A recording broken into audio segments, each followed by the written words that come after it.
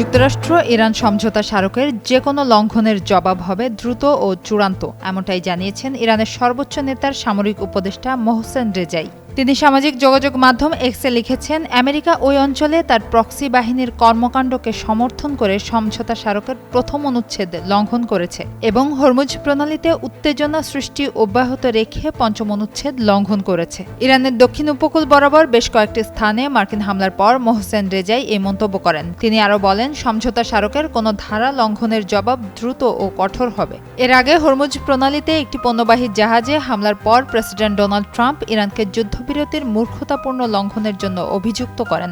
এরপর মার্কিন সামরিক বাহিনী ইরানের লক্ষ্যবস্তুতে হামলা চালায়। মার্কিন সেন্ট্রাল কমান্ড জানায়, বৃহস্পতিবার একটি পণ্যবাহী জাহাজে ড্রোন হামলার জবাবে তারা শুক্রবার ইরানের ক্ষেপণাস্ত্র ও ড্রোন মজুত কেন্দ্র এবং উপকূলীয় রাডার অবস্থানগুলোতে হামলা চালিয়েছে।